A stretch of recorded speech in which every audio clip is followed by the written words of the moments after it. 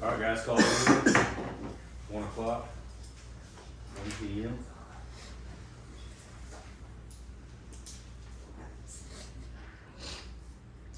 Let's do the roll call of the Board of Trustees. Tyler Tiger, Here.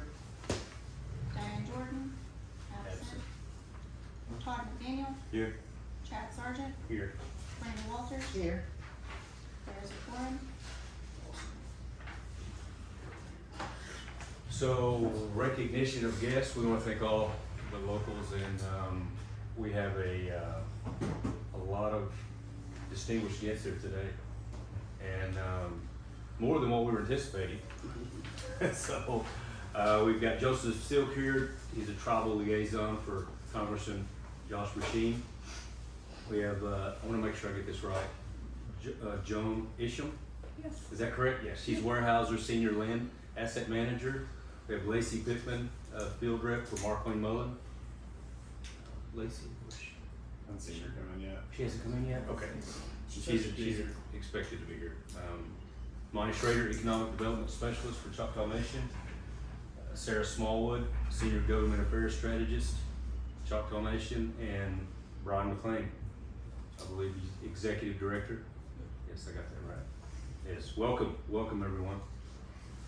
All right, so let's just go ahead and jump into discussion, consideration, and possible action to host a presentation and discussion with American Rent Company.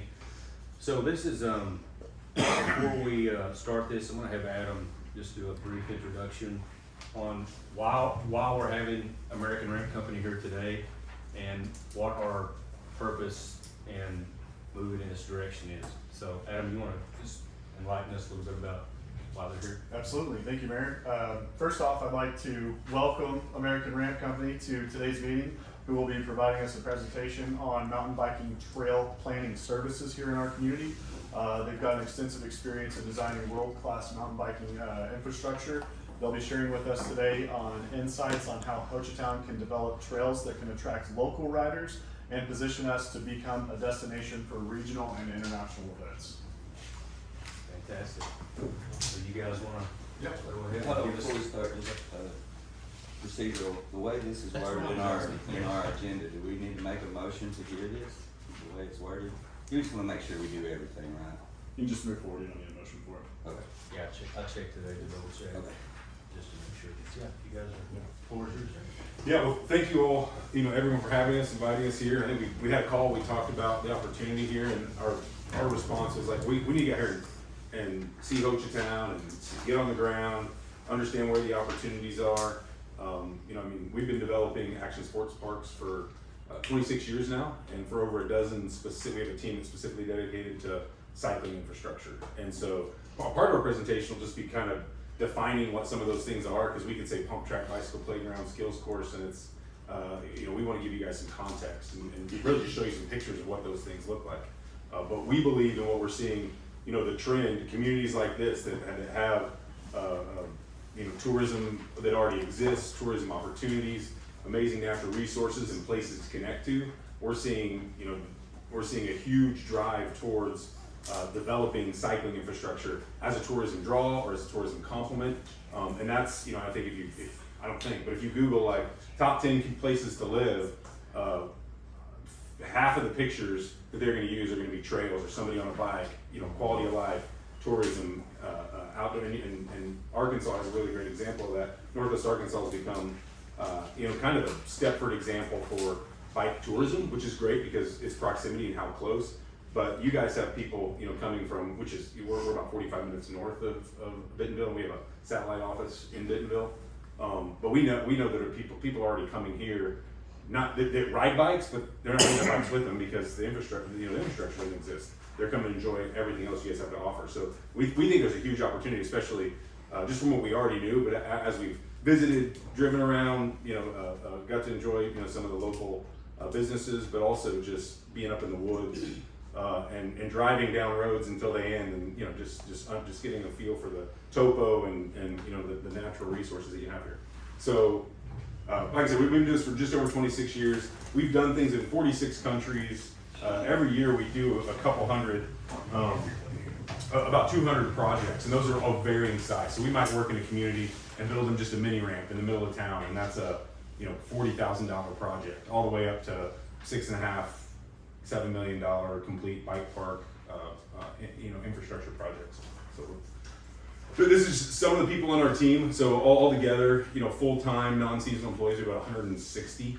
But we have a whole fabrication side too. So not only do we do master planning, design, engineering, construction, we also do manufacturing. So when you're talking about skills features or ramps and different things, we have a facility, 67,000 square foot facility in Joplin, Missouri, where we have about 60 people that are actually we're the world's largest manufacturer of action sports features and ramps. It's funny, we were sitting in the brewery today, and that Chai TV was on, just play stuff, and it's like, oh, there's Ruby Hill Bike Park in Denver, and our features were on TV, so it's cool to see. Evan's like, I didn't know that station existed. But so these are just some of the people on our team. We have we're able to cover really every aspect, which is one of the things that are unique. So we have a team of planners specifically on the bike side, and a team of planners on the pump track side and on the skate park side. So anything action sports. We have master planners, but then we have like isolated teams that are focused on the things that they're best at, and then there's someone that brings that all together in the coordination process.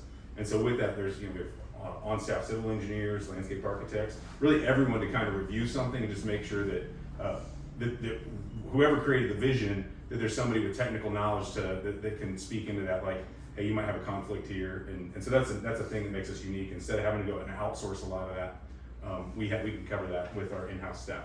So these are just different folks on our team, professional bikers, professional skaters, that are embedded in our design and planning process. And so I wanted to show you guys some examples of bike parks. So when you say bike park, it can mean a lot of different things. And so there's pump track bicycle playgrounds, jump parks, traditional just natural surface trails, downhill trails. And so I'm just going to show you guys some examples of parks that are relevant to what we're talking about here. So this is a rail yard bike park in Rogers. It is now all hard surface because of maintenance. So people are coming to Northwest Arkansas to ride bikes, and if it rains and there's just natural surface to ride, it's like you really shouldn't ride those trails until they dry out. And so one of the cool things about the rail yard and some other infrastructure we built in Northwest Arkansas, they have this huge tourism drive, and they're like, oh man, it rained this morning, we can't ride anywhere. People can go here and they can ride it while it's raining. And it's all hard surface, and this is the largest. At the time that we built this, is the largest hard surface bike park in the United States, potentially in the world.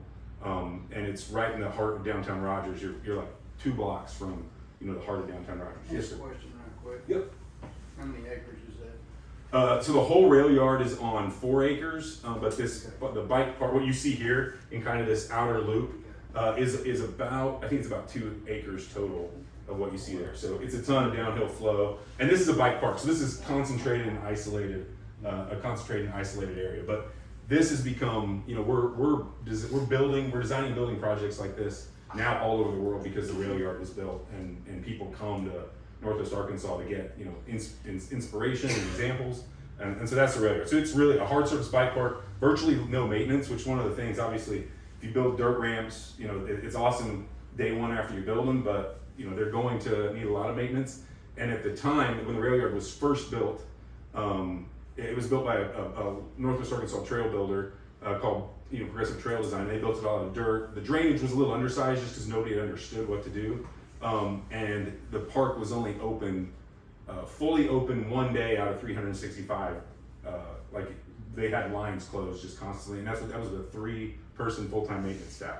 So they called us and they're like, hey guys, basically the Walton Foundation spent on this whole project like $6 million developing this entire area, and they're like, you can't even use it like most of the time. It's not open. So they said, hey, can you guys come in and just like make this thing bulletproof?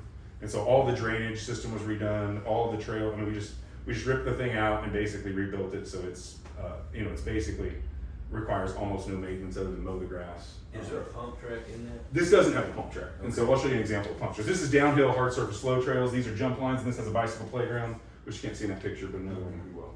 And so then this is in Springdale, so just south, and this is a pump track. This is a really large, world-class pump track facility, and so this is the runway bike park in Springfield. And the reason it's runway is like this is the runway, And so it's in the glide path for planes. So literally planes are just landing over the top of it. So when you're a kid riding your bike or whatever, you've got planes just landing over the top of you, which is super cool. And because of that, we want to tie some theming because people are traveling here.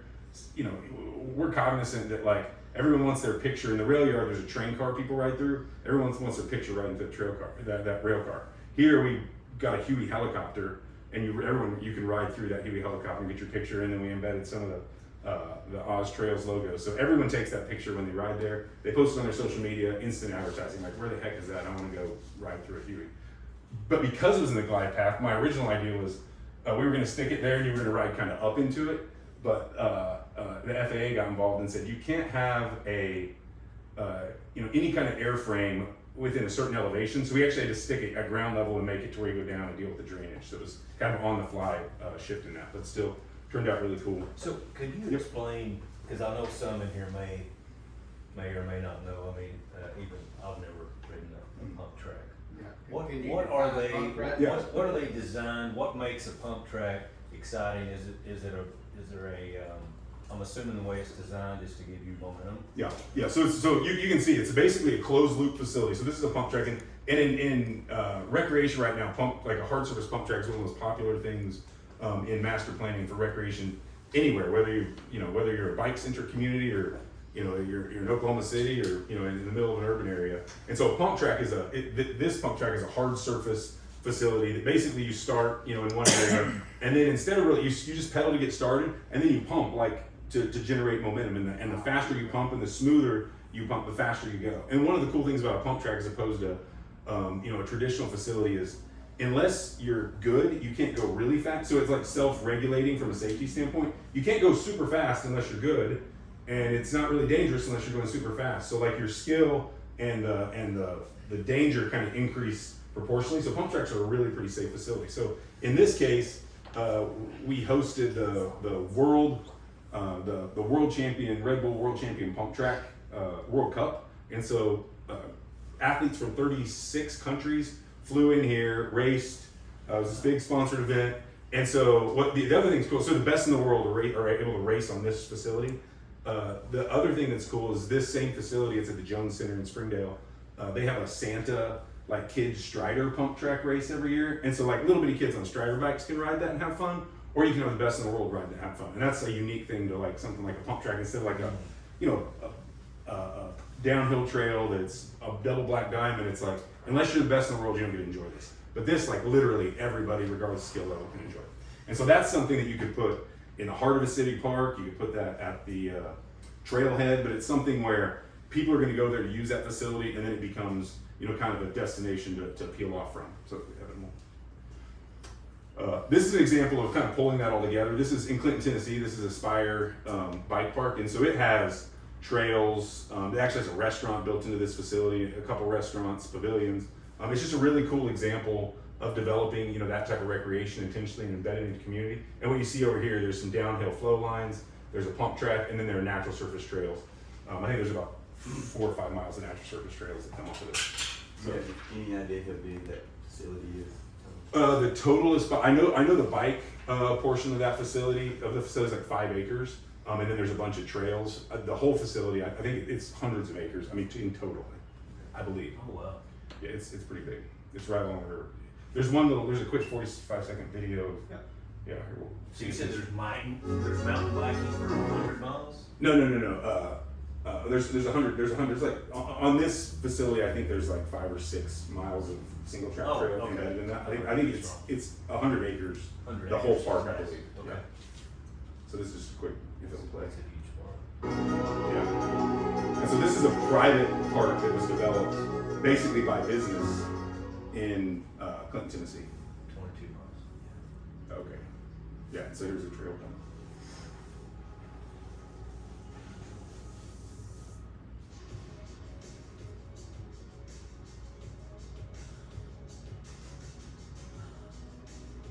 And these are like, obviously if you have like pro riders that you're gonna film, you're gonna have them on really rad stuff. So there's also stuff for beginners and entry level riders as Moderate well. trails. But the fun stuff to film are the guys, flying through the air and Yeah. going up. Yeah, and so that's just some of the, I mean, and this is just like a teaser video that they have, Nevin, that, you go to the pump track thing real fast. Yep. So, again, it's super short video. Same way again. So this is like that, what's at the rail yard, so that's a downhill hard surface flow trail, that's what this is. And then this facility also has a pump track and a variety of features. And they have a lot of good elevation, so they basically have this gravity flow trails, kind of stacked loop, a feeder climbing trail. So when you have these, John, do you have bikes to rent or do people bring their own? Most people bring their own, but there are, depending on where you are and if you have the ability concession, people that will rent bikes. Okay. Serious mountain bikers are going to travel with their bike, or if they're going to downhill specific park or something that they know has the infrastructure, they might just rent a bike because they're like, oh, that bike's something that's cool for specifically for that use. It's maybe better than the bike that they have.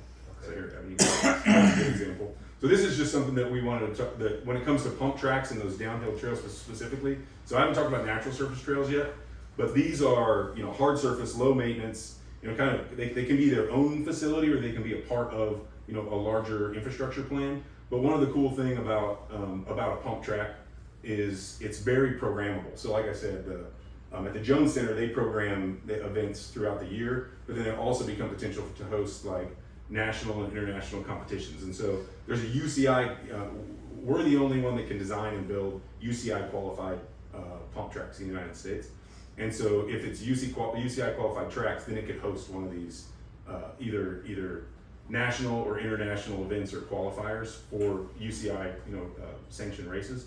And so this just happened a few weeks ago.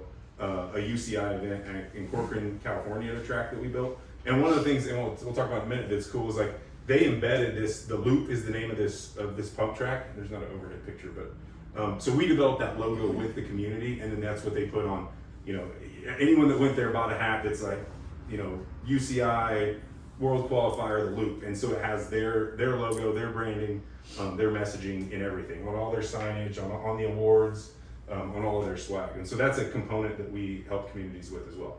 And so I think there's another example of Y'all have graphics guys on your team, or y'all just outsource? we have them on our team. So we have an in-house team called Spoke and Wheel that are like professional multimedia. So they do. They're doing a documentary right now that's about to go on like the film festival circuit. So logos, branding, merch, which we'll show some examples. So this is a runway bike park. Same thing. We developed their logo for them years ago, and this is a UCI Pump Track World Championship event. So this is where 36 athletes from 36 countries were there. Huge event, big deal. Basically a three-day event with a finals on the last day. But you can see, whenever you're designing something that's going to be like this, you need to be intentional that you leave room for kind of bleachers, tents. I mean, it's not just a park; it's also a venue. So it's passively a park all the time.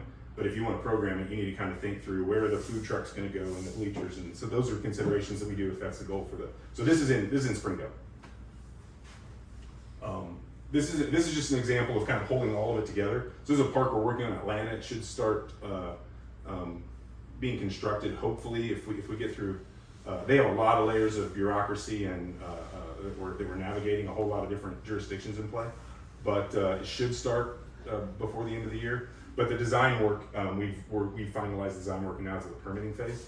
And so this will be, there's one big giant section of like old growth forest, like close to the heart of Atlanta. And the plan is to build trails through all of that. And that's what you see here. It's right off the Beltline, which is kind of this amazing feeder greenway that goes all along Atlanta. And the cool thing is the elevation is really great. And you can see kind of from this top point of the bike park, you can see downtown Atlanta. I mean, that's the skyline, projected. And so, I mean, really intentionally, we rode up to the top of East Government Mountain there, and what you see is like, where are the vistas, where are the views? And so it's kind of the same thing there. It's like, hey, if we kind of clear this out and put a stage or a hub there, that's gonna be the view where everybody wants to sit, take it in, take a picture. And so that's kind of the same thing in this Atlanta project. And this is that exact example. There's a core bike park at the top of the hill, and then there's a bunch of different flow trails. And here it ends up being, just basically 3 miles of trails compacted into that old growth forest. There's a whole lot of tree ordinance, so you have to be really careful. Big, gorgeous, amazing trees. So that whole project is what, 3 mile? Yeah, so the trail is 3 mile, and then there's a giant bike park at the top of that. So yeah, I mean it's gonna be and this is what the bike park looks like. And so this can be a hub, and in this case, the hub's at the top of the hill, and then you ride down, and then you basically pedal back up. And so this is where everyone parks, hangs out, and then you just have, and here they'll have food trucks. This will be programmed. They'll probably have like a pro shop. It's right in the middle of Atlanta, so it's going to be crazy busy. And so they'll have concessions and things of that nature. But you have a pump track, a bicycle playground. So this is where like little kids specifically can ride, and then a skills course and jump lines. And so it's a lot of what's in the rail yard, except this also has a pump track, and then it's going to have single track trails that feed off of it. And these are just renderings of that. I mean, you can see this pump track's a double under tunnel. I mean, it just, really cool. So our team plans, designs, and then creates these renderings. And so a lot of times we're working with communities, and in this case, this project's funded actually the guy that founded and sold MailChimp is a mountain biker. He's like a 45-year-old mountain biker from Atlanta. And he's like, man, I want a bike park close. And so he didn't donate all the money, but donated a big giant chunk of the money to make this happen. So whenever we'll generate things like this, but for the planning and also for the visioning to the community, but also to like apply for grants, go after funding, and approach foundations and things like that, because we need to make it be able to show the vision.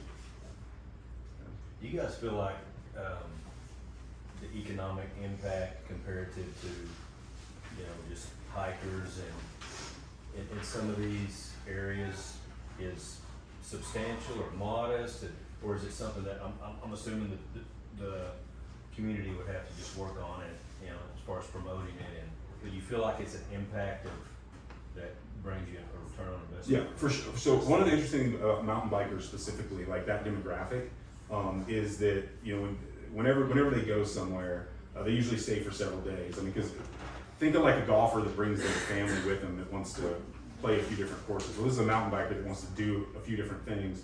Generally, they're going to bring their family along, and someone that travels and has a $4,000 to $8,000 mountain bike or two.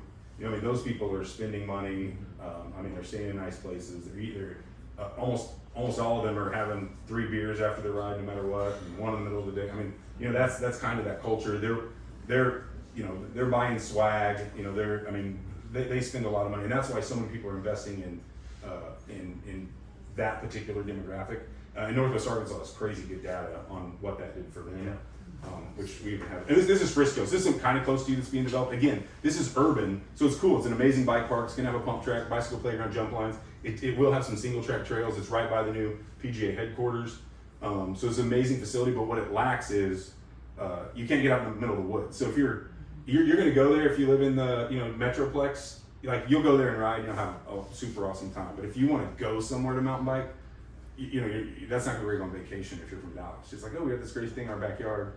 And so this will create more mountain bikers, which creates more people that want to travel, which creates a bigger demand, for cycling in general. So these types of urban, like Atlanta, like that's going to create so many mountain bikers that then are going to be like, okay, where can I go? And they're going to go to Brevard and Knoxville, and maybe they drive all the way from here. But just by building these urban bike parks, it just brings more people to the sport, because it's like otherwise they wouldn't become a mountain biker. So. Yeah, this is that just the Frisco plan. Super exciting. Brett, you'll probably like to see this. I think it's really cool. But basically, a big single track trail system, so natural surface mostly, with also some hardened trails, and then a bike park as well. So that's what you'll see a lot of for like a complete thing, is a full bike park and then natural surface trails as well. What's that footprint, John? What's Frisco's footprint? I don't know. The trail is about 10 acres, the natural trail. Okay. Yeah, I would be And guessing. the elevation on that's no more than 50 feet. Yeah. So what was cool here, and it was really a touchy project, is there were trails that were built by originally just kind of road trails built, and then volunteers, and then bike clubs out of Atlanta, and they needed to be refreshed, maintained, more professionally planned in. And so we have worked with the locals that have been kind of riding this forever. They were their local trails to redo, the trails there. And so again, this will also, I think, start this fall if everything goes well. Yeah. And so yeah, this is a bike park example. There. What's that? That's the Frisco. Yeah, so that's the Frisco Bike Park just zoomed in. And so same thing, you'll see there's skills areas, there's a bicycle playground, a pump track, and then the single track trails. And so this is a pump track. This is a skills area where you just kind of learn to ride more difficult features, jump lines, and kind of a beginner track. So this is something that this park ID is that spoken wheel that I was talking about. And so years ago, we were working with communities. They'd spend millions of dollars on planning, design, planning, permitting, millions of dollars building a bike park, and they wouldn't tell anybody about it. But a lot of times, the reason they were doing it was because they would say, "Oh, it's going to bring people to our community," but they'd call it, the Springfield Bike Park, and it's like, well, that's not cool. That's really difficult if you're trying to advertise and market that. So we came alongside them for that third step and said, "Hey, let's give this. If you could be in Whistler, BC, and you'll see somebody with an Oz Trail hat." And people know what that is, and they've done an amazing job, because that's really, which you guys have this unique opportunity as well. Normally we're working with, just specifically government employees that maybe that's what they grew up in entirely, and they don't think branding, they don't think marketing, they don't think like a business.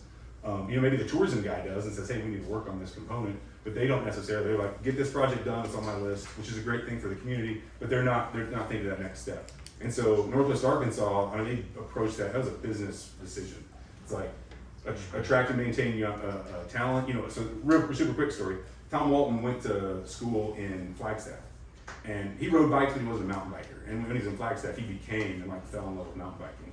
And then obviously came back to Northwest Arkansas, and it's like, why would a guy like me, how's Walmart going to be able to get people here? Because I don't necessarily. I'm from here, and it's like I still want a mountain bike, And so that was the first thing. They built 5 miles of single track trail. And that turned into 10 miles, and that turned into what we have today. But it really started organically, and it started with that, he went somewhere and became a mountain biker, and then brought that back and realized, hey, this is what we could all kind of coalesce around to create the culture. And that wasn't that long ago. It was 15 years ago that it really taken off. In Bentonville, yeah. So these are just examples of our team that we can do. The naming, branding, help name the trails, create logos, create swag. Build out web sites if needed, create teaser videos, and really just help, not just design something awesome, build something awesome, but tell the world about the something awesome in a cool way. Maybe we have swag next, Evan? Yes, or the video. What's the video? Oh yeah, so here real quick. Let's see if this lets you. So this is our team just put this video together about Corcoran. Thank you. This is a bike park in Berthoud, Colorado.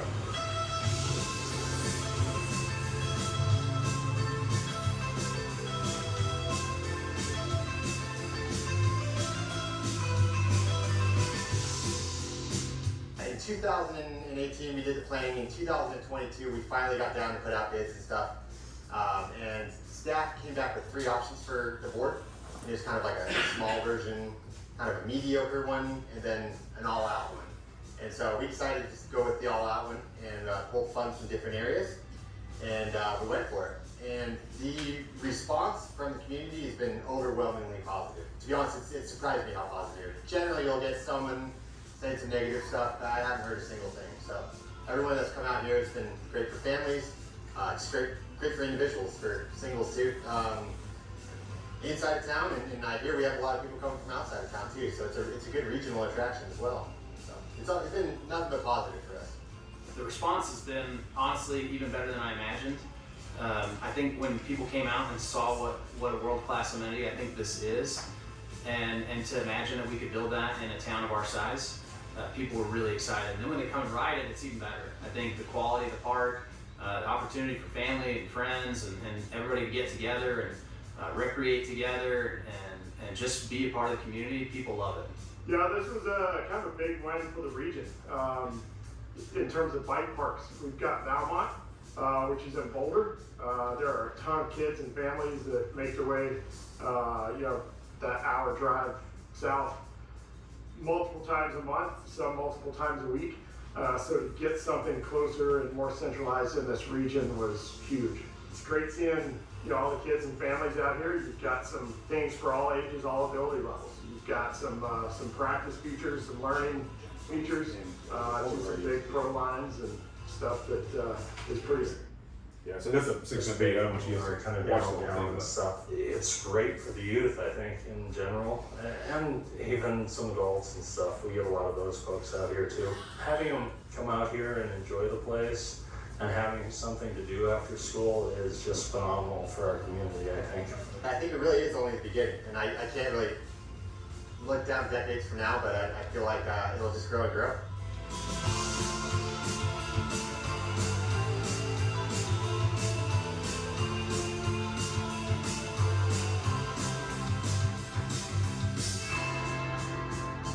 So yeah, so this is basically a suburb of Denver, and it's just flat. It's flat farmland. You can see the mountains in the background, which are amazing, but you're not in the mountains. And so they have less topo, terrain, interesting. I mean, they don't have vegetation. This was literally like a barley field that we had to over and turn into a bike park. But the cool thing is it's right on the highway, so everybody that rides by, gets to see this and says, "What the heck is that?" And there's this thing that we built called the Shred Shed, which is something that it's like a barn that you ride through, kind of to pay homage to the fact that it was kind of a farm.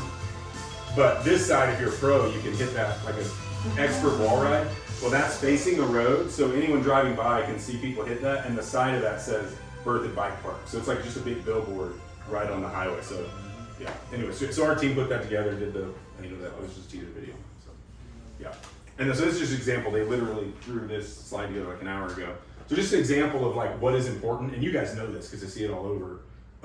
But like once you build something cool, you create a cool identity, brand, and let the users, tell your story, tell the world about it. So this is not. We would work with you guys to, hey, what are we going to call this thing? What do we want it to look like? What do we want the field to be? How do we tie it, to the community and other things that are going on? And then let's put that on a hat that everybody wants to wear. And so that's just an example of that. And then you can embed that. That makes your signage easy. That makes naming the trails easy because you have like a consistent vibe that you can make all your decisions based around. Yeah, we left this. So this is the economic impact for Northwest Arkansas. I can send this to you guys, but it's not, theirs was it's a different kind of play. It wasn't just a tourism play, it was a huge tourism play. They really built it to attract, they started that to just attract people to want to live and work in Northwest Arkansas and stay there. And then it turns out like, everybody, you ride a trail there and, people are from all over the country, visiting this facility. And so there's just some amazing statistics on, how valuable that infrastructure is. And this is an old study, so those numbers are much better. I think it's like a 5-year-old study or something. Maybe in 2017. So some of these are, you can show us the increase of what they've seen from a year, of course. Yeah, and they can have that, and the thing is, they're constantly developing that for their purposes, but it's like it's changing so quick, and so they're investing in trail counters. I mean, because everyone, people from all over the world are coming there to use them. Like, hey, what'd you guys do? How did that work? And so we get we teach some of those classes and give some of those tours because any bike park facility in Northwest Arkansas, we're a part of. So like with golf courses, our golf course has been here for decades, and a lot of golfers call it Little Augusta because it has some tough fairways. When you build these, do you build them to have a unique stamp on them, or are they just all kind of cookie cutter courses? Yeah, so every pump track that we build is different. Like we won't build the same thing. And you'll have the same elements in it, so it'll be fundamentally sound, just like a golf course. But there will be unique elements to it. And then whenever we figure out like, hey, what's the identity that this is gonna have? And we try to embed that into the overall design. So it might be a shred shed or a unique tunnel, bridges, flyovers, things like that. But they're all different. And usually the terrain, when you're talking about when you get to the gravity side and the trail side, the terrain is and the opportunities when you're building that trail is what makes them unique and cool. Like, oh, there's this awesome rock outcropping. We're gonna figure out how to ride through. And so just for fun, we threw something together that just last night based on what we experienced and what we saw when we took a little tour yesterday. And so this may not work at all, but it's at least it gives you scale. And so that's what's important. Some of this stuff would probably happen in a different area, but scale is what's important. And this red line, that was a Cedar Creek trail that's on some map. I don't know that it exists or not. I don't know if that trail. Sort of. So Okay. David Bourne trail. Okay, so that's super cool. if that is a trail that was perfected, because it literally, this particular thing that I drew that goes from the golf course basically all the way into the state park, like in the heart of the state park, and connects to the other trail networks that are active, like the Fringe Trail and that. I mean, that's where that kind of terminates. And so the idea, and all that we're showing here is kind of scale. So not counting the red trail, this is 10 miles of natural surface single track trail. And that's what you see there. And you'd have plenty of room and opportunity to put a lot more. I mean, you could put 30 miles in here and it wouldn't get congested just based on the room that's available. This area here, basically the blue, it's about 560 acres if you were to encompass that whole area. And what you see here is you have a top, so at the very top of the mountain you have a hub which would have an overlook, potentially have parking if we wanted vehicles to get up there, picnic tables, bike racks, and then just a place for an amazing view. Kind of that's your summit hub. And then from there you have basically downhill trails. And you could ride up there, you could shuttle, I mean you could have someone drive you up there, you could have a vendor shuttle you up there. But this is a 2 mile, basically the road that we went up is a almost exactly 2 mile double path, currently like kind of off-road trail that goes to the top of that. And that could be just the feeder trail that people ride up. In 2 miles, it's about 550 elevation gain, which isn't crazy. I mean, if you're a mountain biker, that's no big deal. You earn your ride to the top, and then you bomb down and you do it again. Or the way this could be set up is you would bomb to about there and then not have to ride all the way up. You only ride the third of the way back up. And so green would be like beginner and blue would be intermediate. So these would be like downhill only trails.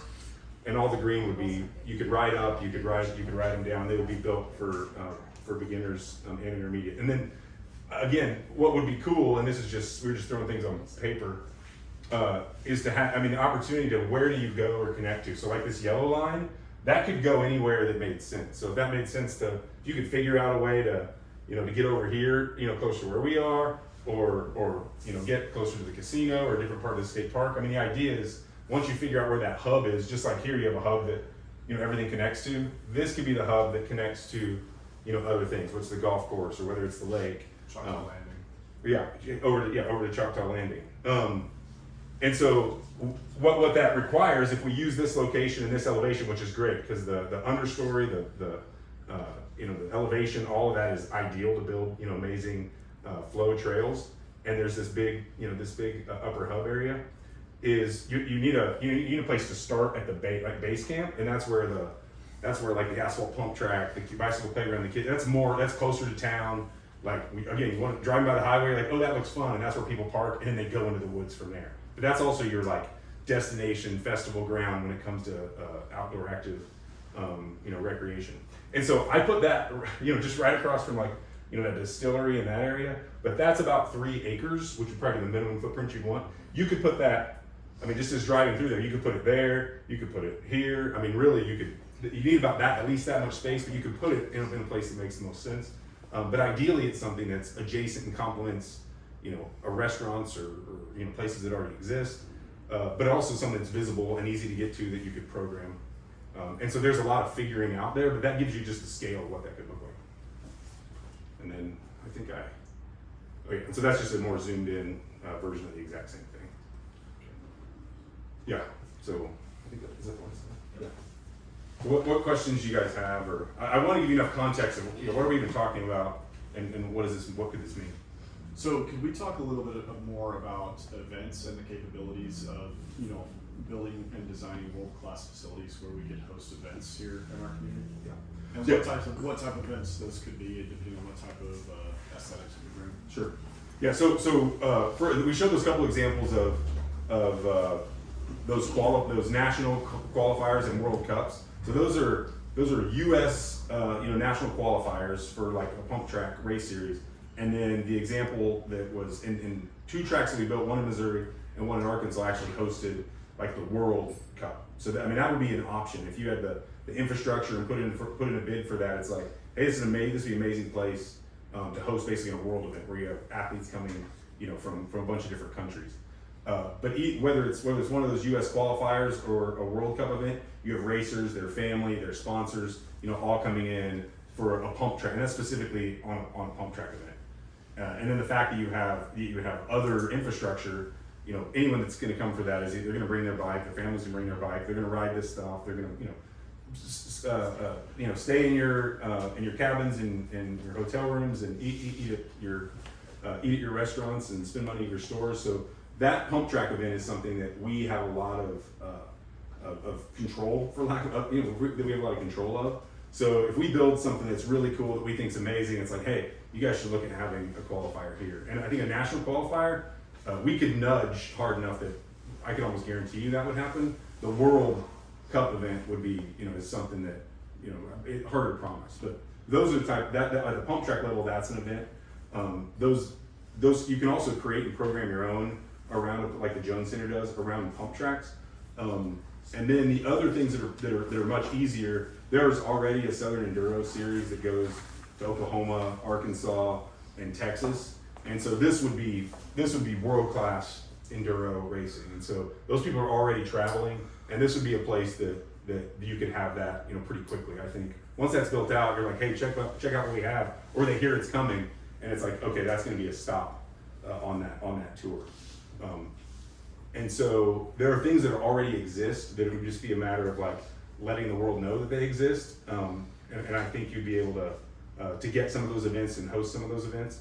And then the next level, you know, whenever you're talking about, you know, other UCI things when it comes to cycling, those are things you have to put bids in. But if you have the infrastructure and you're thoughtful when you plan and develop it, like we have enough parking, we have, you know, places for, you know, trucks to pull up, we have places for bleachers. So if at the very beginning you're thinking big picture and you're thinking events, you're thinking festivals, you know, you just bake that into the plan. And you guys have the space, and right now you're not locked into anything, so you're at the right stage to kind of start making those decisions. And then the next level would be to like, okay, this is a cool enough place. We're gonna host our own something, and you just create a festival that's specifically unique to this area, and you drive people here. Sea Otter, which I won't compare it to Sea Otter, but Sea Otter is an event that just happened over the weekend, which is probably the most popular cycling event in the world. And I would say, if not number one, number two, and it happens in Monterey, California, at Laguna Seca Raceway, and it's massive. I mean, people travel from all over the world, every bike vendor, professional athletes, and they basically created that. And the events team that created that we're close with, because we design and build all of this stuff for like the downhill trails and enduro trails for Sea Otter. And so the people that have ran that event for years, they've even talked about like, hey, maybe we should do a East Coast version of this, and you know, where would be the right place to be. But there are scenarios, if you have the infrastructure right, you can like, hey, Sea Otter, let's do River. Oh yeah, that's a good idea. Let's do River Otter, and you know, and do it in a place like Hochatown. And that's not something that that's possible if the infrastructure exists, and that would be an instant, you know, huge, you know, instantly a huge thing. So John, do you believe that Hochatown has the lodging, entertainment, and experience opportunities to be selected or competitive for these events? I think so. I mean, I think you obviously have. I mean, the big questions are, where are people going to stay? Where are people going to eat? I mean, you all have that. You experience that, and you can even plan things in maybe what's typical, not off season, but a more of a down season, which is when you want people to, you know, come anyway. And so it's like, we have plenty of places to eat, plenty of places to stay. When you're talking about some of those international events, it would just be figuring out the logistics for like, hey, what's the closest international airport? You know, those are your potential challenges when you're talking about hosting an international event.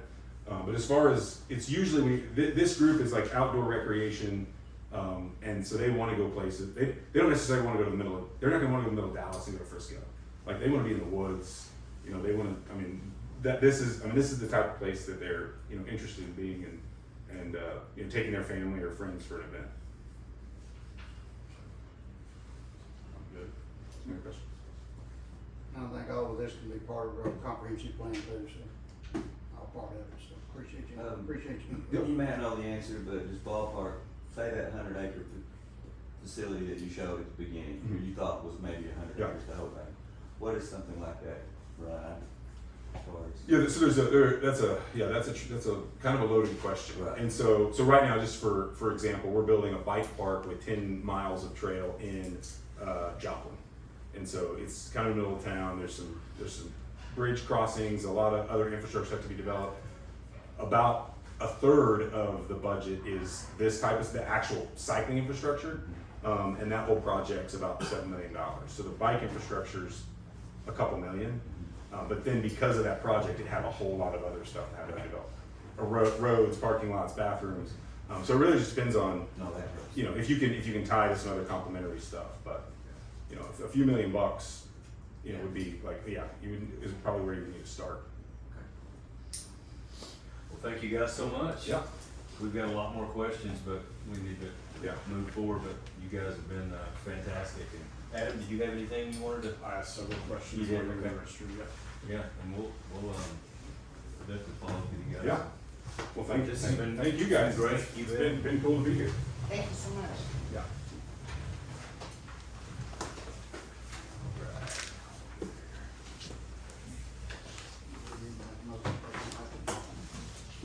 Yes. I make a motion that we, take no action. Item number 4. We got a second on that? I'll second that.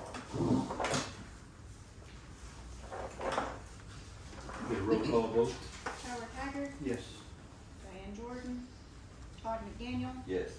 Chad Sargent, Yes. Brenda Walters. Yes. Motion carries. Right. Item number 5, discussing consideration possible action of opening, review, selection, rejection, and awarding of bids submitted for the Mako Road resurfacing project. Adam, you wanna enlighten us on Yeah, the so. news that we've got? Yeah, I'll go ahead and call upon our engineer, Jeffrey Dixon, right over here. We did receive one bid at the bid opening event, and it was $241,651.75 from Shirelli Construction. And the bid packet that we received from that company is right here. We also have the engineer's recommendation inside of your packet. Recommendation letter with the total bid amount, and we'll let Jeffrey kind of speak on anything that I missed here. Guys, they've got some recommendation. Bids were open last Thursday at 1 o'clock. As Adam said, we received one bid. It was significantly lower than the engineer's estimate by about $100,000, which we were very pleased to see. And it actually was only $3,000 more than the actual engineer's bid from the first bid. So we were well within our target range of the money that we anticipated spending. Yep. So our recommendation to you all is to go ahead and approve and award this bid to Shirelli. We'll find out how well it's constructed, but I think this is the plan that we're gonna go with in the future of just basically rehabbing the mall this way. We got a better bid price. Yeah, it was a good move to go back and have it rebid. Those were $400,000 and $450,000, so those were well out of the Did we, how do I say this? Did we figure out or discover anything from our first bids?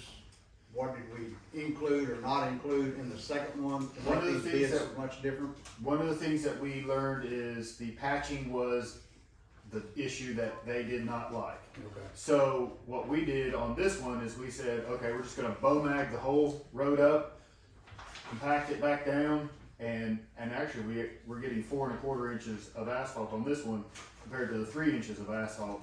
So go think on that one, but we actually got more asphalt on this road. Explain bow mag. Bow mags, when Bow mag is basically is those big rippers that you see that they just Grind it up. grind it up in Back place, to base, and back just it down. roll it till it's hard and go back down. Roll that down hard and then put another asphalt layer on top of that. The actual road that's in place now did not fail because of anything that was like subgrade failure or anything. It was just the asphalt got old, and that's why it fell. I mean, probably there 20, 30 years, so no maintenance, and it's like 2 inches thick, so it actually did a fairly good job of staying for a good job. So we should, on this one, it should be a 25-year project on this one, as long as a little bit of maintenance is done. And your ditches will be better constructed too, Mm-hmm. which, Will help out too. what was that you told me, Adam, the worst, the top 3 things that are detrimental to paved roads are That's it. Water is the worst thing that you can have on anything. And so the notice of award is if you all wanna go out, I have the notice of award, and then from that, we'll send the contract package to Shirley, they'll fill it out. They have 2 weeks to do that, they'll get that back to you, and then at that time, once all the documents and the bid bonds and maintenance bonds are in there as well, there's a 1-year maintenance bond that will be part of that package. And then, you'll go with the notice to proceed, and the project can start. And they have 2 weeks so basically you have 30 days from now, if we go in, warp speed, in 30 days, construction will start. Do we have a construction length? Do we have a time period in here? We gave them 30 days to do the construction. Oh, okay. Yeah, Basically a month to do it. the month to do it. Okay. And with 2,000 feet, they should be easily done in 2 weeks. Okay. But we gave them 30 days. Good deal. Great. So basically, in the next 60 days, that road should be complete. If everything goes according to schedule. It's a fantastic bid. Yeah, it was. And Benchmark Engineering will be providing the inspection of the construction of the road to ensure that there is compliance with the engineer's designs. Absolutely. This is the award that we will send. It just needs somebody to approve it and sign it, and then we will send that out. Anybody wanna see the bid tab, or you have the bid tab, and if you look over on the back of your, award letter is the bid tab, what the engineer's estimate was, what the Shirley's was, and then you have 2 others that are no bid. If you turn that over, it has the bid tab, the bid. Good tabulation. Yep. They were actually really good prices. I was shocked when they read it off, like, what? Shocked and pleased. And pleased, yes. I know Well, if it goes well, then, it might be a company that It's a continues. relationship. Mm-hmm. That's right. I know we have to take the good and bad, but, Difference. this is our first one to attempt. Yeah, I think it's a good one to start with, but my concern is how are we gonna communicate with our citizens that are, and STR owners over there? Are we doing half of that road and moving it over the other half? We're leaving the lane open? Basically We what gotta that- have access in there, cause it's one way. That in, means one and way out. method, that would be left up to them to how they're doing it, but our suggestion would be BOMAG it all, so that it's all, Yeah. so it's drivable. Drivable. And it'd probably be left open for a few days to allow cars to do on it, but we're gonna get the best result by BOMAGing it all, both sides together, cleaning up the ditch, and then coming back and compacting it, and making sure the compaction meets the requirements, and then paving it. It's a 92 or 95%. 95% of compaction. But I think that is doable since we're only doing the top 8 inches, and the top 8 inches are really fairly good, so we shouldn't hit any. There are any soft spots, we're taking care of those, and we should be good for 20-25 years. It's currently somewhere between 20 and 25 years. It's currently 20-25 years of what that road is now. Yeah. So, and it's only 2 inches. Alright, With 0 1 to maintenance. 2. Just pothole patching. No scrub seals. To approve. Yes. Make a motion. I'll make a motion. I'll make a motion, we approve item number 5, awarding the bid for Mako Road to Shirley Construction Corporation. Can we get a second? Or can we get a, we've already got a motion, so. Second. I'll second that motion.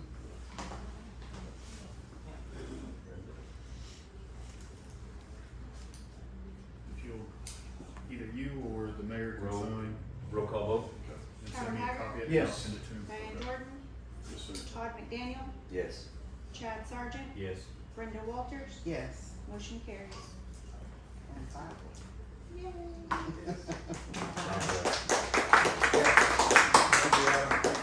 Thank It was you. worth the wait. Thank you. Well, I think it was, I think A it long was, time coming. I think I like the fact that we postponed that last one bid and did this. I think we got a better Better understanding of how Yeah. to proceed forward with our bidding docs. and we found out what they didn't like. That's true. Okay, number 6, discussion, consideration, possible action, approval, rejection, amendment, postponement regarding the establishment of a comprehensive plan advisory committee, including the appointment of committee members. So I think what we wanna do, what I'm thinking we do on this is discuss a committee that we could bring together. Adam, you wanna kinda enlighten us on what Yeah. you think?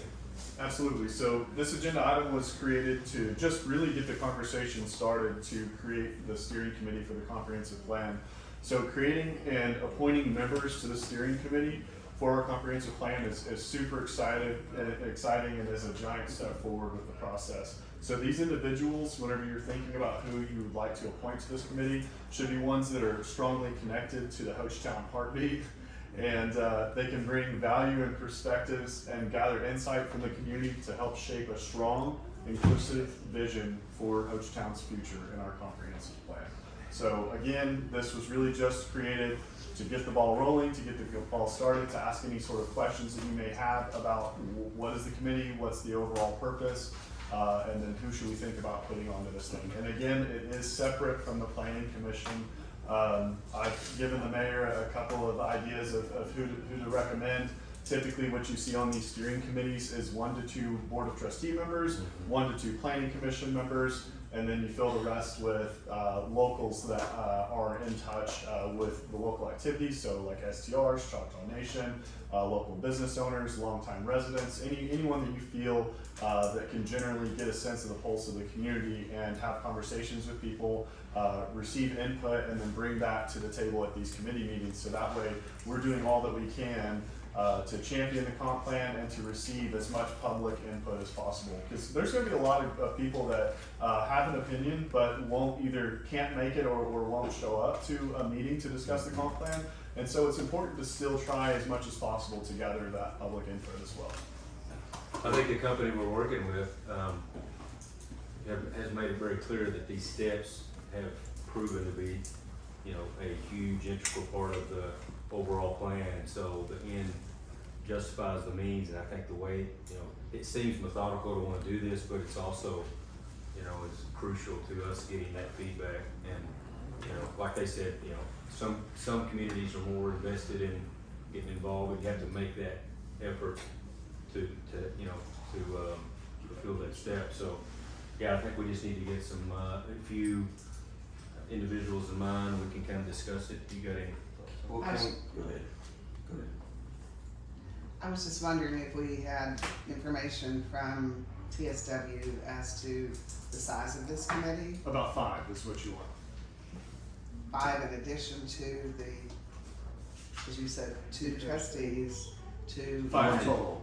5 total? Yep. Yeah, so maybe 1 to 2 board members, 1 to 2 planning commission You members. do 1 board member and then. I mean, we can do it however we wanna do it. We can do 1 and then 3 from the. Yeah, because from I the definitely committee. want community engagement Right. and want to have people from different aspects. I think we could do A that. business owner, Mhm. Yeah. cabin owner. You want at least 1 board member and 1 planning commission Okay. member at the very minimal Okay. on these steering committees.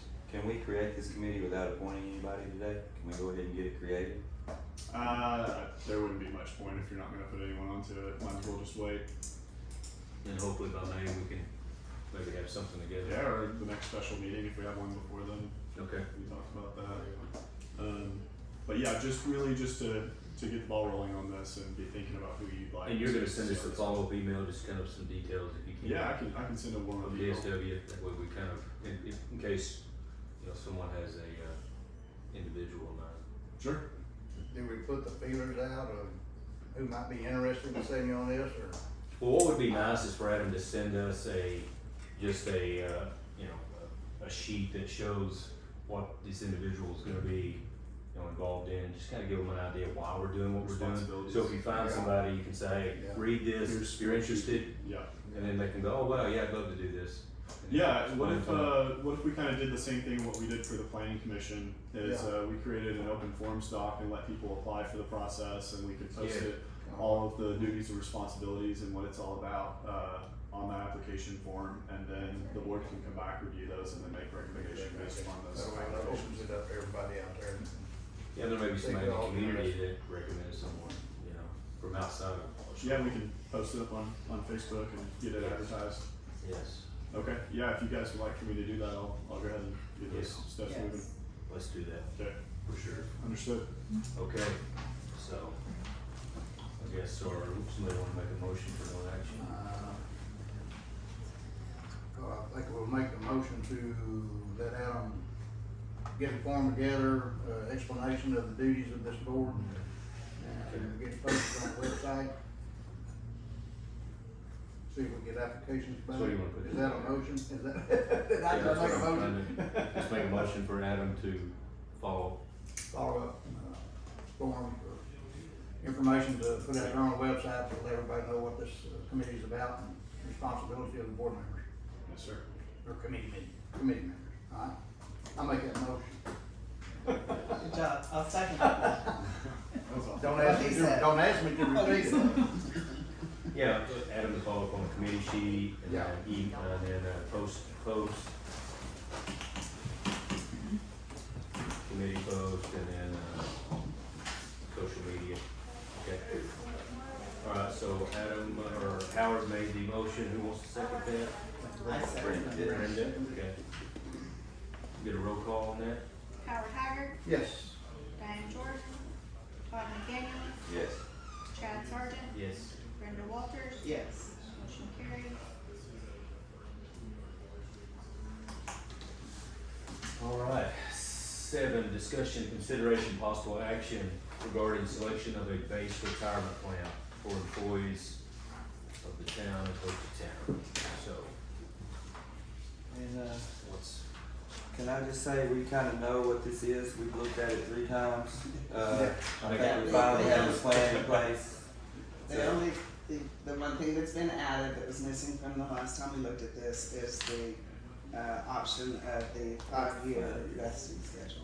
Page 4, option E. Yes. Is that what we're looking at? Mhm. I'm assuming that's the only thing that changed. That was added.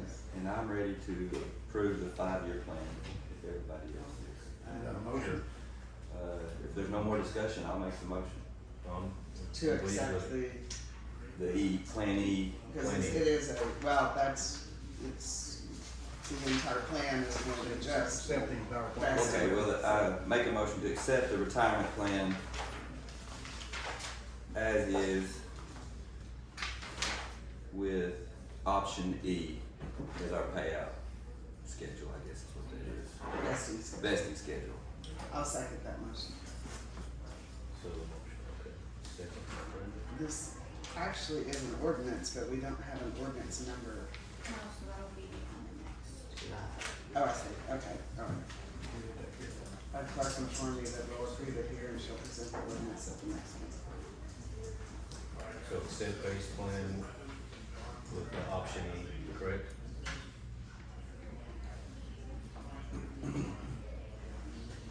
Alright, can we get a roll call vote? Howard Haggard, Yes. Diane Jordan, Todd McDaniel. Yes. Chad Sargent, Yes. Brenda Walters. Yes. Motion carried. Yay. Yay. Alright. Scratch that one off the to-do list. Yeah. And for the employees, that would be effective July 1, so. Okay. Okay, we're. Is that the civilian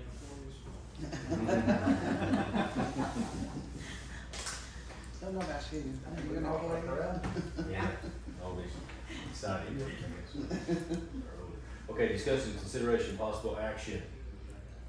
Approval, rejection, amendment, and postponement regarding the purchase of one fire chief truck for the Hochatown Fire Department through the competitive bid process.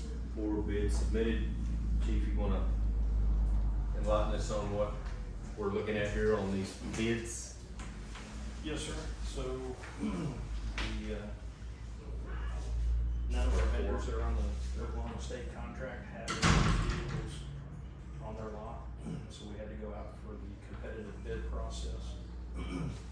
So we have 3 competitive bids, all spec'd out for the same vehicle specs. These are for fire trucks, right? This is actually a fire command Tahoe for the fire chief. Okay. Who's present here today. I don't know if the board acknowledged Cody, but he's present today. Thank you, Yeah. Cody. So I ran over him a couple times. this particular Tahoe would enable him to set up a mobile command post in the event of a structure fire or a wildfire, forest fire, something of a bigger magnitude of just rather a small grass fire. So it has a command post cabinet in the rear for his electronics, his radio communications, so if he needed to call out mutual aid from other agencies, he would have all that ability right there at his command vehicle. So it's not necessarily a fire truck, Okay. but fire command vehicle. His option. Yes, mobile office. And might point out, correct me if I'm, anyway, Cody and Chief had found one already rigged out, and it was in excess of 80,000. To have it purchased and shipped here was $87,000. Yeah. That particular vehicle specs, I was able to locate two others. One was $90,000, another one was $108,000. That's the reason we kind of agreed to go with. We this decided to stripped see out if we could and rig it buy on. and build that same build out cheaper, and we're able to do that. So we went through a bid process to save the town some money on these particular They vehicles. sold 8,000. And I think doesn't it make sense, I'm sure it does, for Cody to have a vehicle that's not, I mean, to have a pump truck vehicle as your main truck vehicle Yeah, really. that shouldn't make sense. It's a lot of wear and tear on the Yeah. vehicle. And I know that's why we're, yeah, The additional water that truck carries, the mileage, just Yeah. general maintenance. and I believe. And the fact that if it didn't have a water cannon, it's still gonna be a two-man vehicle, so him driving it home wouldn't speed up the process of responding by himself. He would have to have an operator and or a firefighter to make that piece of equipment work. Okay. So the bids seemed to be that one was cheaper than the other, but the other one, by the time you get it shipped here, is gonna be. Yeah, so Roger Dabbs Chevy in Mississippi, they actually have a vehicle sitting on the lot along with some police autos that we're interested in as well. Utilitac is actually cheaper, but they're in Pennsylvania, so with shipping and everything, it puts them higher than anybody else. The shipping on it is roughly about $1,500. How much? Ship, $1,500. Now, the Utilitech, Chris, wasn't it 53.5? Yeah. Their bid was $53.5, but when you have a $1,500 shipping, and that's just a rough estimate, that's not an ironclad shipping. Yeah, that seems cheap. I checked on a car a while back, it's gonna be up to That puts 27. them at $55,000. Roger Dabbs with the shipping of 1,000 is $54,846. That's what I was gonna ask, that's all, there's no transportation. They still come in lower. Still came in lower, okay. Where's that the Roger Deb, cause I see MSRP, but then where's the price? Is it over here on the right? No, that's the other bid. Where's the It's on the front. Oh, 'cause it shows MSRP. Good catch there. Yeah, better. Carter Chevrolet, where are they at? They're out of O'Rourke, Oklahoma. where? Ardmore? O'Rourke. How much was Carter Chevrolet? They were $55,392. Now it's, Okarchi. Yeah, that's where they're at. And Okay, you can just, say it. just for the public, I would like to make note that we did reach out locally, and they were going to present a bid, our local dealership, but then they didn't have any inventory, is that correct? Yeah, they don't have any inventory or any of the dealerships that they usually deal with where they can trade vehicles to get what we need. There's none in stock anywhere, so they weren't able to actually give us a bid. Jack didn't have any. The manufacturer's not even given allocations on the 26s, so we couldn't even get a price on the 26s. If we wait on the 26s, it could be August, September, October before we actually have one operational. Can't look that way. Cody, was there? Are these all Yes, basically the same? As far as All the specs are all the same. There's two different types. One's an SSV and one's a PPV, and the SSV is a special service vehicle. The PPV is a police package vehicle. The difference is in between 18-inch wheels and 20-inch wheels. Oh, that's it? That's it. Oh, okay. Huh. So the one from Rogers is what? They have either one. Okay. The SSV is actually a couple $100 cheaper than the PPV from Rogers, And Rogers was located in Mississippi, Brandon, Mississippi. and it's on, but the vehicle is on the lot. They have them sitting on the lot. They have- Actually, it's on, this fire one is on hold until the board decides Okay. if we're in purchase. And then the one at Okarchi, is it available? They don't actually have them in stock. They don't have one, so, okay. So we don't My have thoughts one. were easy, quick drive from Okarchi to Oklahoma City to get them. So the follow-up with that is, and one of the other agenda items is the upfit for this vehicle. I have the quote from Dana Safety, which is on Oklahoma State bid, and they have promised me that they will either send the fire chief's truck to Fort Worth, Oklahoma City, or Little Rock, whichever one can get us in the fastest. You may have mentioned this a second ago, but what was the, do we know the cost of getting that from Mississippi to here, or how does that work? Roughly, what I could find was about $1,000. Okay. Do they drive it, or do you have to hire a company to bring it, or how does it work? We can hire somebody, we can go get them or give them ourselves, however we wanna do it. Okay. Well, that's great. Originally, I thought that, just go and get them ourselves. So far, it is. Anyway. Yeah, it's about 4 hours. Is that all? How many hours? 4 Mississippi. to Brandon, Oh, Mississippi. okay. That's a one-day drive. Oh, God. Get up early in the morning. Must be on the west side. So the Rogers is the one that is available, They have them in stock sitting on and the it's lot. white instead of black. And do we They care? have black ones too, that Cody wants a lot. Yep. I'm ready. I'll make a motion. Any more discussion? I'm ready to make a motion to accept the bid from Roger Dowd on the vehicle I'll second it. For the fire. and for that fire department and make that purchase. I will second it. Okay, we get a roll call vote? Howard Haggard, Yes. Diane Jordan, Todd McDaniel. Yes. Chad Sargent, Yes. Brenda Walters. Yes. Motion carries. There went Cody, buddy.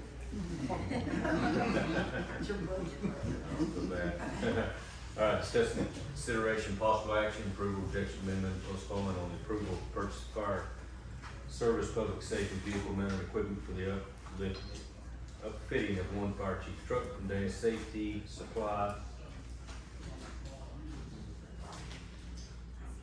Let's look through here, see what we got. Chief, you wanna? So the build out on this is very similar to the build out we did on our police department vehicles, with the exception of the command console in the rear of the vehicle that gives him access to all the electronics, radio communications, dry erase board to draw structures or whatever it is that he's fighting against. Dana Safety is on the Oklahoma State bid. Their bid was $25,741. And they did say they would, They would get us to whichever one of their facilities could get us in and out quickest. I make a motion that we accept the bid from Dana Safety Supply, the company with the state contract to outfit our new fire truck at a cost of $25,741.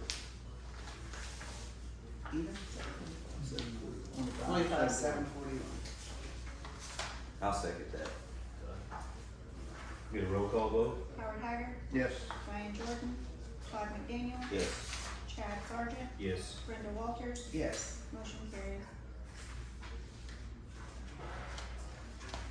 All right. So that'll take it, so that, once the vehicle arrives, it doesn't go from point A to point to them, it just goes here and then goes to Dana, right? Yeah, and if Cody could drive it until we can send it off and get it out. Okay. So we could just find out when they could get it quickest and take it directly when exactly. That's the game plan. Yes. Game plan on that. Okay, discussing consideration, possible action, approval, rejection, amendment, and postponement regarding the purchase of vehicle graphics for the fire chief's truck through KMP Graphics. So this is the same company that did the police department graphics.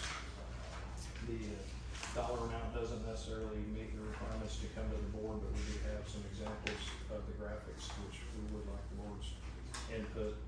Oh, yeah, you have them there. Consideration approval for. Cody sent me a picture of something that he wanted, or to give me an idea of what his graphics were gonna look like, so I sent that to KMP and they drew these models. Looks great. I like it. So, I think it's good. Yes, sir, I like it. I think it's if fantastic. you guys have any changes or requests, I did ask them to, what do you call, emblem on the fender? Maltese. patch, yeah, The that's patch got with the the round Maltese. patch on the front fenders, you see right from the Yeah. doors. Oh, yeah. I asked them to do the background in red versus white, I think it would But look if we better. can skip on putting that on, when we develop our own patch, we can put that on there later, in later time. I agree. Our own logo. I agree. Great, okay. I like it. I do too, it's really good. So we don't need to approve that, do we, or anything? It's under the dollar amount. Do we need to go ahead and just approve it to be Well, safe? just the graphic part of it, if you want. Okay. Approve that. I make a motion, we approve the graphics package in item number 10. Okay. Need a second? I'll second that. Howard, second it. Yes. Roll call vote? Howard Haggard, Yes. Diane Jordan, Todd McDaniel. Yes. Chad Sargent. Yes. Brenda Walters. Yes. Motion carries. Alright, now we've got discussing consideration, possible action, approval, rejection, amendment, postponement regarding participation in the bank enhanced savings program. So this was brought to us, from Frank Crawford, and Howard had decided that it was, through Frank's consultation on it. I'm gonna let, Howard kind of enlighten us on what he found out, 'cause it looks like it's gonna be a good option to what we wanna continue to do with looking into the banks. Right. As I told y'all in the last meeting, you know, that I'll be more than glad to get Hope Crawford and look at our options of our budget, what we can do with our existing budget, and also start getting things together for a following year budget. During that conversation, and part of the conversation in the email that Frank and I had sent him the Excel spreadsheets that I presented y'all at the last meeting, showing what our deposits are every month, what we were spending in each budget, in our budget by department.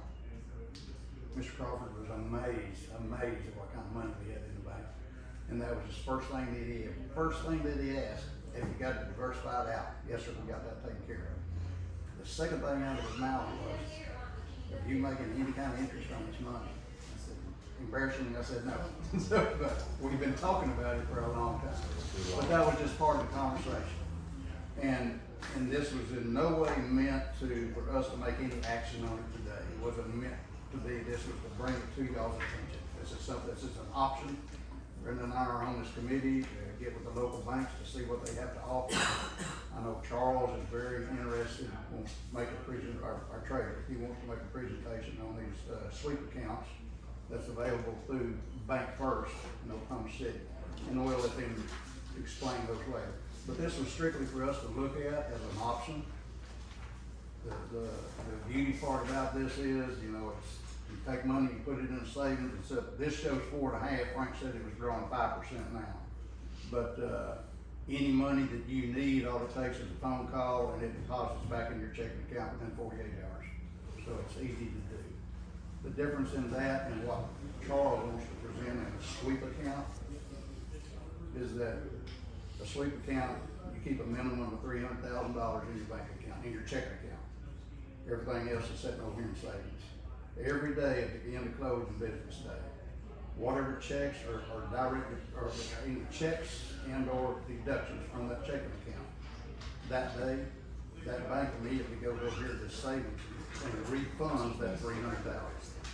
So it's done automatically. That's the way Charles will explain it when he talks about it, but that's briefly the way Sweet Account works. But we have all these other options. But I just wanted to bring this to y'all's attention, that's what Frank had said, and he said he had over 30 other municipalities Yes. that were taking part in this program, making multiple millions of dollars every day. It's just another option for us, okay? And Brenda and I will go do some more research. Yeah, I do, you know, first of all, I want to, again, give our local banks an opportunity to make an offer to us and present to us what they could do before we go out of the community. I agree. Okay. Well, we really need to get I don't know, Howard, how we could follow up on this Raymond James and see if we can get an idea of what rate. I mean, it says 4.5 here, and if that's firm, then we know. What Brenda and I'll do in an email that I didn't bring, I've got the lady's contact information of this lady that handles this. It's not a bank. This is, call it a retirement, investment firm. Yeah. That they take monies and deposit it in the banks and guarantees this interest back. That's basically what it is. Yeah. So, but I've got all that information, and Brenda and I'll make sure we contact them and get follow-up on it before we bring anything back to the board for recommendations. Yeah, I know a lot of individuals, well, I say a lot, I know a handful of individuals that use this program already, yeah, personally too. Okay. So, it's been around, Raymond James has been around for years, so they're one of the top. So all that said, unless y'all have any questions, I'm gonna make a motion to take no action on 11. I'll We get a second that. We get a roll call? Howard Haggard, Yes. Diane Jordan, Todd McDaniel. Yes. Chad Sargent. Yes. Brenda Walters. Yes. Motion carried. All right, Howard, you're back up. Alright, For the discussion of the fiscal year 25-26 operational budget. there again, this is discussion only, and this is first page you're looking at there, is what you've seen before, with the exception, and here again, let me make a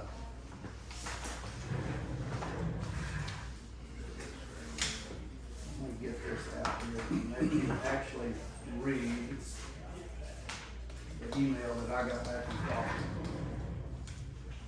We were questioning what we had to do with monetary values in each one of our buckets and what we could do. Can we move them? Can we do this? Can we do that? Frank went back and read the resolution that we had done concerning Adam's capability to do with the budget. He said, Howard, in the resolution that the town adopted fiscal year 24-25 budget within, it states the following. The act in section 17-215 provides for the chief executive officer of the town or designee as authority by the governing body to transfer any unexpended or unencumbered appropriations from one department to the other within the same fund. And so what basically that means, anything, you look at this sheet, anything in the general government, Adam can do, he can move that from capital gain, he can move it from anywhere in there and do whatever he wants to with it. It also, With the authority of the executive officer. and he is the executive officer. Yes. He is designated executive officer of this town. Okay.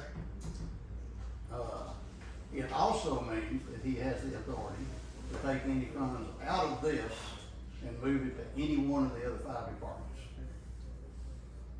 He does not need board of approval, but he does do it, out of courtesy, let us know what he's done, basically. That said, I was unsure, if you remember the last time I showed y'all with some red numbers, that was, we were in the red. We didn't have enough money, he took the $2 million out for capital outlay. So according to what Frank has said, we can do whatever we want to with it. So what I've done is come up with some new numbers. Put the 2 million back into the general fund, so let Adam do what he wants to with it. So basically, we now have, for the rest of the year in general government, we've got $1,875,167.57 roughly for him to finish out his 3 months with, basically. What, I was explaining to Frank what we were trying to do with police, buy a few more vehicles, making sure we're bringing Cody on with enough money in his budget for the rest of the year. Chief thinks he's covered. What I would suggest that we ask Alan to do, and all it takes is a phone call to Frank.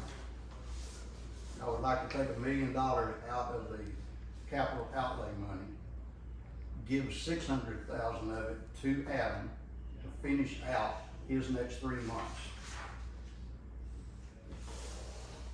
And then, what that would basically do is leave $875,000 in the capital outlay money. We give Adam $600K to finish out the next 3 months. Move another $200K to police and another $200K to fire. That allows, if Cody comes on, allows if we just bought a vehicle for him. Let's go out and look at that other fire truck, gives him enough money. We shouldn't have to appropriate anything else or move anything else in the next 3 months. So this number says remainder 483,301. Does that include that 200? No. That you just, No. okay. Yeah, cause I don't, The numbers you're seeing at the bottom down now, if you look at the top, the very top where it says appropriations right across the top, that's what we started the year with. General government, we started with 644. That's what was appropriated last year in our budget. And all of that came up to a total of roughly 2.9 million. We had 420 for police, 111 for courts, 483 for fire, 265K for code, and we had $1 million for streets. That's what we started last July 1st with.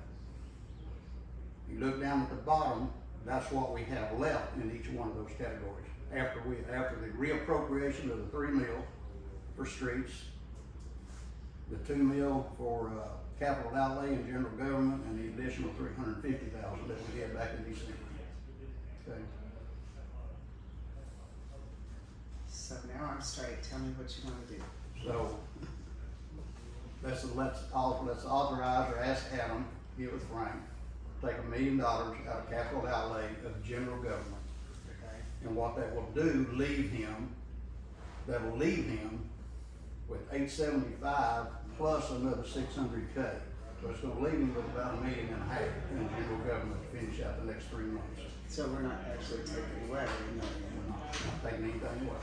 Other than take 200 and put it in the police and 200 in the fire. okay, so that's all we're doing. You're just adding another 200,000 into each bucket. Yeah, we're just moving from general government, 200,000 to police, and 200,000 to fire. Give them a little bit more money to finish out the year. Okay. Okay? Okay.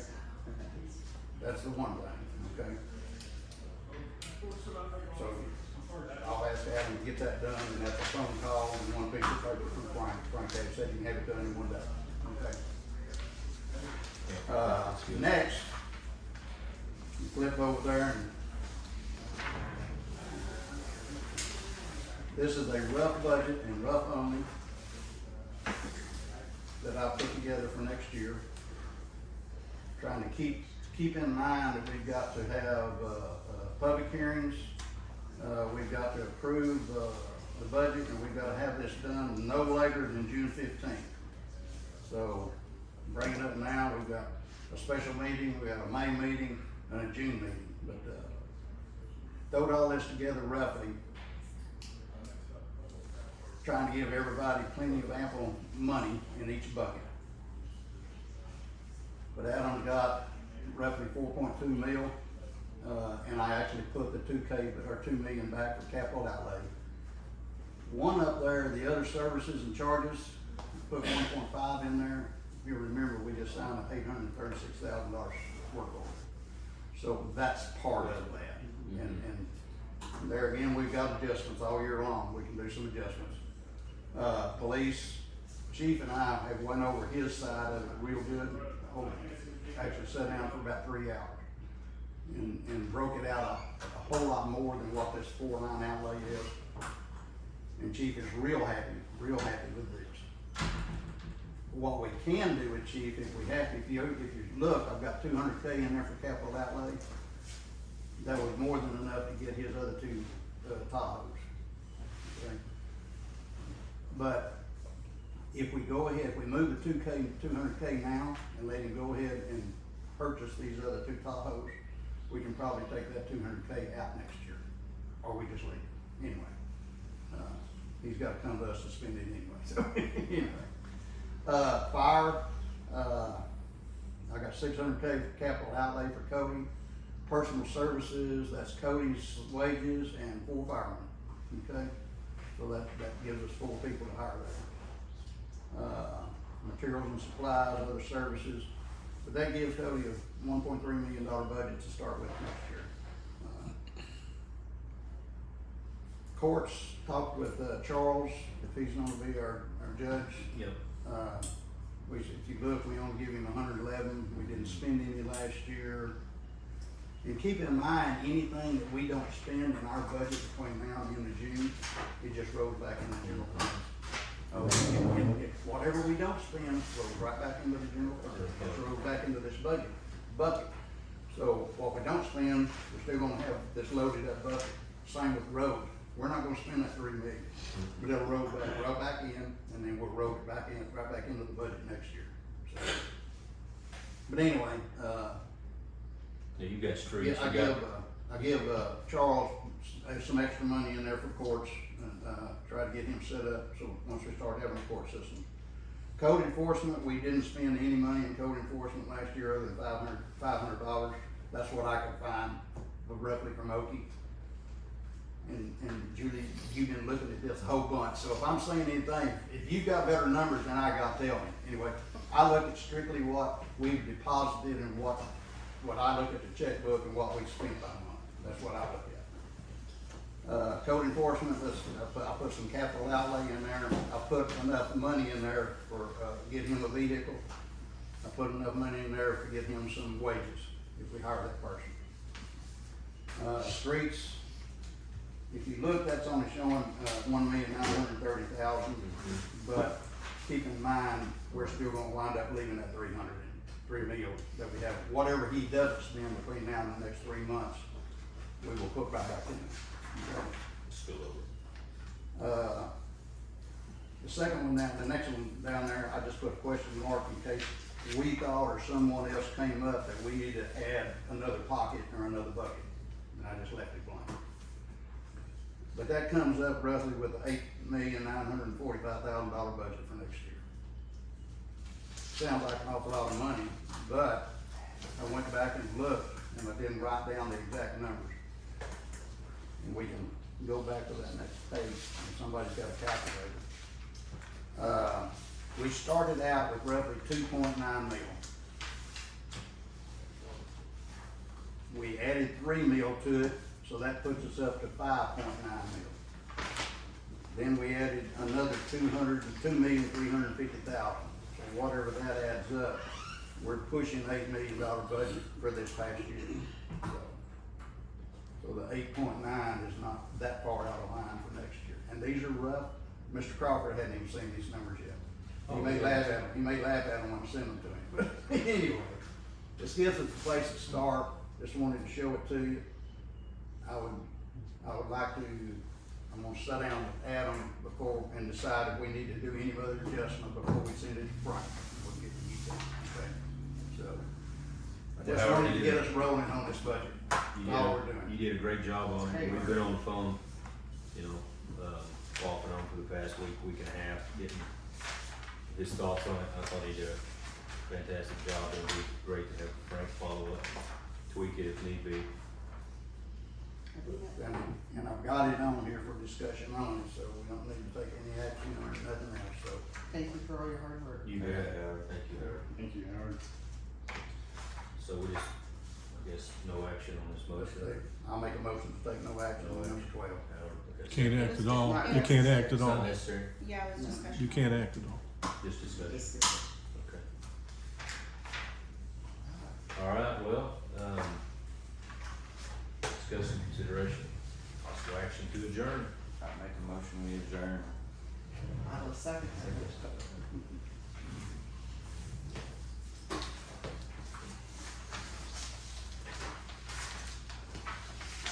Roll call, Chair.